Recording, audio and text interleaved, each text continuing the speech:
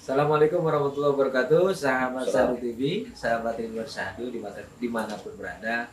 Alhamdulillah malam hari ini masih bersama sahabat saya, sahabat Ridwan Sadu, guru Ridwan Sadu, teman terbaik Ridwan Sadu, Ustadz Kembar. Walaupun ini cuma kita satu kembar ya, satu kembarnya sama saya. Hitam-hitam sama. Mana ini? Ini yang hitam. Selendang yang itu. Kembar siam. Kembar siam. Baik sahabat Sadu TV, sahabat Ridwan Sadu, ini menarik sekali malam hari ini. Akan kita perbicarakan tentang peristiwa yang terjadi terhadap guru kita semuanya, yaitu Syekh Ali Jabir. Peristiwa apa? Peristiwa kejahatan yang menimpa beliau. Saya ingin minta mungkin pandangannya, pendapat dari Ustadz kita nih, guru kita semuanya, tentang kejadian yang menimpa terhadap Syekh Ali Jabir. Namun sebelum itu, Ustadz, tentunya pasti para sahabat nih semua, sahabat Ridwan Sadu, sahabat Sadu TV, ada yang mungkin belum tahu Syekh Ali Jabir ini siapa, dari mana, kan gitu. Minimal sedikit lah tahu. Syekh Ali Jabir ini beliau lahir di Madinah 3 Februari tahun 1976 dan beliau nama lengkapnya Ali Saleh Muhammad Ali Jabir, dipanggilnya Syekh Ali Jabir. Beliau memang luar biasa, sejak kecil pun sudah tekun membaca Al-Quran. 11 tahun hafal Al-Quran. Kita umur 11 tahun ngapain Ustaz? Main kelereng. Layangan. Masya Allah. 11 tahun sahabat Sadu TV, sahabat Ridwan Sadu, Syekh Ali Jabir sudah hafal Al-Quran. Subhanallah. Beliau juga ya memiliki masjid di Madinah, tentunya masjid besar. Keluarga beliau luar biasa. Dan kemudian beliau juga hijrah ya. Kalau bahasa hijrah itu ke Indonesia itu karena pertama tentunya dalam rangka dakwah, saya yakin. Dan juga ada ya apa disebutnya itu pasangan hidupnya. Jodohnya dari apa, Lombok ya, Lombok ya, kalau nggak salah Lombok. Dan ya kalau namanya mungkin sudah pada kenal semuanya, insya Allah, Umi Nadia ya. Dan ternyata Syekh Ali Jabir ini Ustaz memiliki apa, kakeknya itu ternyata ada istilahnya ada darah orang Jawa. Indonesia. Oh iya, luar biasa ya. Dan alhamdulillah ternyata beliau juga sudah asli warga kita, warga negara Indonesia. Beliau diangkat tahun 2012 oleh salah seorang presiden, itu pada zamannya presidennya SBY. Beliau diangkat menjadi warga negara Indonesia ini oleh Presiden RI karena mendapatkan satu apa namanya kehormatan dengan kiprah beliau di bidang dakwah, khususnya pengembangan Al-Quran. Betul seperti itu. Dan luar biasa juga beliau ternyata mendapatkan kesempatan untuk mengisi di beberapa stasiun TV. Yang pertama kali kalau tidak salah beliau di Indonesia, kemudian di RCTI. Jadi juri hafiz ya, juri Indonesia hafiz, Indonesia. Dan beliau juga sekarang udah ya mengembangkan yayasannya, Yayasan Syekh Ali Jabir di Indonesia. Yayasan Syekh Ali Jabir. Oh, ini yang banyak mewakafkan Al-Quran ya. Betul. Quran Braille juga ada ya. Oh iya, jadi luar biasa. Sehingga pastinya ujiannya pun luar biasa. Iya. Nah, kemudian kemarin itu kejadian di apa namanya di Lampung ini kan, satu yang sangat apa ya, buat kita ini sebagai umat Islam sedih, menyakiti hati umat Islam dengan peristiwa yang menurut saya ini peristiwa kejahatan yang luar biasa, apalagi yang ditujukan kepada seorang ulama yang sedang berceramah di tengah-tengah umat, berani masuk, terlepas ya saat ini mungkin dengan kontroversinya ada mengatakan orang gila dan segala macam, tapi kan kita bisa lihat kok orang gila bisa selfie, iya, punya medsos, bahkan dan orangnya kayak sepertinya memang targetnya tuh Syekh Ali Jabir. Kalau orang gila kan bebas, dia mau kemana-mana. Benar kan? nggak harus langsung ke podium kan. Ngamuk aja di situ kalau orang gila. Nah, menurut antum gimana sekarang? Ini Allah. jadi pembahasan yang luar biasa. Ya, tentunya kita mengucapkan turut berduka cita atas kejadian yang dialami oleh salah satu ulama kita, ulama yang juga beliau penuh kelembutan.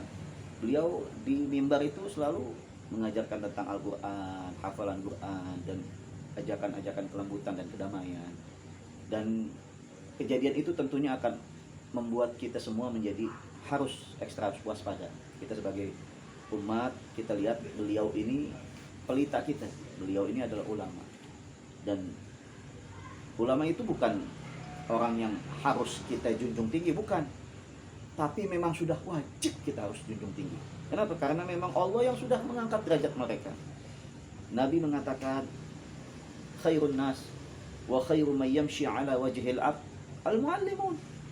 Sebaik-baik manusia dan sebaik-baik makhluk Allah yang melangkahkan kakinya di atas muka bumi ini, mereka para pendidik, para pengajar, para guru, para ustadz, para kiai, para syekh, para guru, para ulama. Mereka udah diangkat derajatnya setinggi-tingginya. Maka siapapun yang merendahkan derajat mereka, maka Allah rendahkan derajatnya serendah-rendahnya. Nah, kita mau masuk di kategori yang mana? Kita mau direndahkan Allah atau kita mau juga ikut ditinggikan derajatnya? Kalau kita ingin ikut ditinggikan derajatnya, maka jaga derajat wibawa daripada ulama-ulama kita. Sebab al-ulama warathatul anbiya.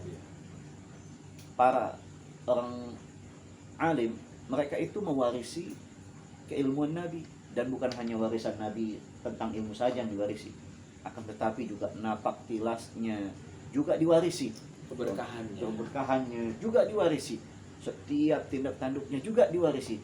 Makanya kalau kita yang tidak hidup sezaman dengan Nabi, kita lihat bagaimana ulama-ulama kita mengajarkan kita. Tentunya ini menjadi satu musibah besar buat umat Islam ketika ada ulama-ulama kita, siapapun mereka. Ulama kita dimusuhi, difitnah, dicaci maki, bahkan menghadapi upaya pembunuhan ya. Kalau saya sebut ini upaya pembunuhan, bukan hanya sekedar ditikam, ditusuk saja. Karena Syekh Ali Jabir dia ngelak tuh sehingga kena tangannya. Kalau nggak ngelak mungkin bisa kena dada, Kena atau lehernya, leher.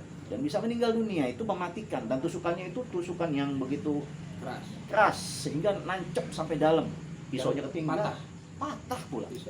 Masya Allah, Masya Allah. Ini upaya pembunuhan yang tentunya bikin kita harus menjadi ekstra waspada. Ya memang di luar kontroversi orang gila atau apapun itu ya, tapi kisah ini sepertinya selalu sama dan berulang-ulang di setiap tempat. Di sana ada ulama dipukuli, ditangkap, orang gila.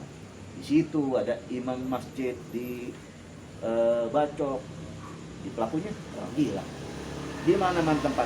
Jadi juga tidak bisa disalahkan ketika ada masyarakat mengatakan bahwa kejadian ini kok banyak kebetulannya gitu. Sehingga kita harus waspada sebagai umat, harus waspada sebagai umat, harus ekstra menjaga setiap ulama-ulama kita. Sebab Nabi mengatakan,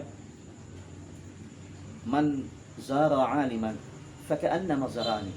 Siapa orang yang mengunjungi orang alim, mengunjungi ulama, faka'annama zarani, maka seolah-olah dia sedang berziarah kepadaku, sedang mengunjungiku, kata Nabi Muhammad. Wa man safaha aliman faka'annama safahani. Siapa orang yang menjabat tangan seorang ulama, siapa orang yang mencium tangan seorang ulama, faka'annama safahani, seolah-olah dia sedang berjabat tangan denganku, seolah-olah dia sedang mencium tangan. Nabi yang bilang seperti itu. Waman jalisa aliman, waman jalasa aliman, siapa orang yang duduk bersama orang alim, faka'annama jalasani fid dunya, maka seolah-olah dia sedang duduk bersamaku di dunia. Waman jalasani fid dunya, dan siapa orang yang pernah duduk bersamaku di dunia, dengan duduknya dia bersama ulama, nanti di hari kiamat, kana ma'i yaumal qiyamah, maka dia di hari kiamat nanti akan didudukkan. Jalastuhu ma'i yaumal qiyamah, aku dudukkan dia, aku yang tempatkan dia, kata Nabi Muhammad. Aku yang jadikan dia mendapatkan derajat duduk bersamaku dekat kepada Nabi Muhammad. Masya Allah, Masya Allah, Masya Allah, Masya Allah. Jadi para sahabat Sadu TV, sahabat Ridwan Sadu, jangan sekali-kali kita merendahkan, meremehkan, apalagi kita kemudian bahasanya apa ya, menyepelekan para ulama. Apalagi ada niatan-niatan, tujuan-tujuan yang naudzubillah, sebenarnya kita tidak ada niatan untuk jahat terhadap para ulama. Maka hilangkan dari niatan-niatan itu dan segera kita jadikan para guru-guru dan para alim ulama itu menjadi tujuan kita untuk apa? Mendapatkan kebaikan-kebaikan. Datangi mereka, belajar kepada mereka, ya, tuntut ilmu dari mereka, dan itu akan membawa kebaikan bagi kita semuanya. Dan pada akhirnya ilmu yang bermanfaat membawa kemanfaatan dunia dan akhirat. Insyaallah. Betul. Dan Sahabat Sadu TV dan sahabat Ridwan Sadu, jadi saya ini menjadi bahasa saya itu sesuatu yang sangat-sangat menyedihkan ya ketika para ulama diperlakukan seperti itu. Jadi makanya malam hari ini saya khusus membahas ini, bagaimana dari pandangan-pandangan sahabat dan guru-guru kami di sini. karena masih faktual ya. Karena faktual pertama, dan apa yang harus kita lakukan, sikap apa yang harus kita tanamkan dalam kehidupan ini terhadap para ulama. Makanya Nabi bilang begitu, bukan sembarang Nabi mengatakan hal demikian. Nah, para ulama itu bukan hanya mewarisi ilmunya saja, tapi juga kisah hidupnya Nabi juga akan diwarisi kepada mereka-mereka. Kita lihat Nabi bagaimana perjuangan dakwahnya dari sembunyi-sembunyi hingga terang-terangan. Beliau diboikot, bahkan diancam, bahkan dikepung, bahkan juga ada upaya pembunuhan kepada Nabi Muhammad. Dan itu akan berulang kepada siapapun yang mewarisi kehidupan baginda Nabi Muhammad. Mereka para ulama, udah pasti ini udah jalannya. Setiap ulama mau dia lembut, mau tegas, pasti mereka akan juga mewarisi hambatan dan rintangan sebagaimana yang pernah dihadapi oleh Nabi. Sehingga Nabi mengatakan demikian, yang berziarah kepada mereka seolah-olah dia berziarah kepadaku, yang berjabat tangan dengan mereka seolah-olah berjabat tangan denganku, duduk dengan mereka seolah-olah duduk denganku. Sama mafhum mukhalafahnya. Yang merendahkan mereka berarti merendahkan Nabi. Yang mencaci mereka, menghina mereka berarti mencaci dan menghina Nabi. Dan siapa yang punya kebencian terhadap mereka, berarti dia seolah-olah sedang menaruh kebencian kepada Nabi Muhammad. Naudzubillah. Sahabat Sadu TV, sahabat Ridwan Sadu, tentunya kita lihat bagaimana sikap yang diperlihatkan oleh Syekh Ali Jabir ini menjadi sebuah contoh bagi kita. Ketika terjadi sebuah peristiwa penusukan, ya kan, bagaimana sikap yang dilakukan beliau? Pertama, beliau menyampaikan permohonan maaf. Kok bisa permohonan maaf begitu? Oh, dia minta maaf. Dia minta maaf. Ternyata permohonan maaf beliau itu karena tidak sempat menyelamatkan dari si pelaku itu dari istilahnya hakiman masa. Gitu ya. Masya Allah. Lembut betul hati beliau. Kalau kita yang digituin, kita ditusuk. Begitu ini pelaku digebukin, kita pasti teriak-teriak, matiin. Artinya ini sebuah pelajaran yang luar biasa buat kita. Jadi bagaimana ulama-ulama itu walaupun mereka diperlakukan, mohon maaf ya, dipersekusi gitu. Ya sekarang ada istilah persekusi, diusir lah gitu kan. Kemudian tadi bahkan dengan ancaman pembunuhan. Ketika melihat seperti itu, kelembutan hatinya luar biasa. Masya Allah. Yang satu lagi luar biasa, bagaimana sikap beliau menyampaikan kepada masyarakat dengan kejadian seperti itu. Beliau menyampaikan ini kejadian jangan sampai masyarakat terprovokasi dengan kejadian seperti itu. Artinya ada apa? Ada sebuah pandangan positif beliau dalam melihat sebuah kejadian itu, bukan melihat dari kebencian, bukan melihat dari keburukan. Mungkin kalau orang udah habisin saya, ya kan itu. Kalau kita begitu ya, gitu ya. Masih kurang sabar gitu. Sabar kan gitu. Apalagi udah jelas-jelas nusuk, ya kan seperti itu. Beliau demikian lembut, demikian melihat persoalan itu dengan kacamata rahmat yang Allah. Masya Allah. Lagi-lagi tentunya pasti kelembutan itu juga diwarisi oleh kelembutan Nabi Muhammad SAW. Kita lihat waktu beliau dakwah ke kota Taif, dipukuli, disambiti hingga gigi beliau berdarah, hingga dahi beliau mengeluarkan darah yang begitu deras. Bahkan dalam sebuah riwayat giginya patah ya? Patah giginya. bahkan didatangin sama malaikat. Ya Rasulullah, apa mesti ini gunung aku balikin untuk menimpa mereka? Tapi jawaban Nabi Muhammad, jangan. Allahumma hidau. Ya Allah, aku ingin mudah-mudahan engkau memberikan petunjuk kepada mereka, kaum setelah mereka. Sampai sebegitunya Nabi Muhammad tidak meminta untuk malaikat membalas perbuatan itu, tapi malah mendoakan rahmat bagi keturunan mereka. Itulah apa? Walau qaddan ghaidal qalbi ambadu min. Iya. Allah Akbar, subhanallah. Yang kita pun masih belajar ke arah itu. Tapi beliau sungguh luar biasa. Memang kalau hatinya penuh Quran begitu ya? Ya, kalau Al-Quran itu Dari 11 tahun. 11 tahun, Masya Allah. Kita 11 tahun main PS. Terus bagaimana menurut antum Ustaz ini yang sekarang ya sangat-sangat apa namanya viral gitu. Ini orang gila gitu kan. Tapi juga masa orang gila tadi ada Facebook, ada. Menurut antum gimana? Ya, terlepas dari situasi apapun ini, apakah dia orang gila atau bagaimana, kita serahkan kepada penegak hukum untuk bisa memproses dengan seadil-adilnya. Dan juga bagi kita semua masyarakat tidak terprovokasi, akan tetapi tingkatkan kewaspadaan kepada seluruh para guru-guru kita, para ulama kita, para asatidz, para kiai, para habaib, para syekh.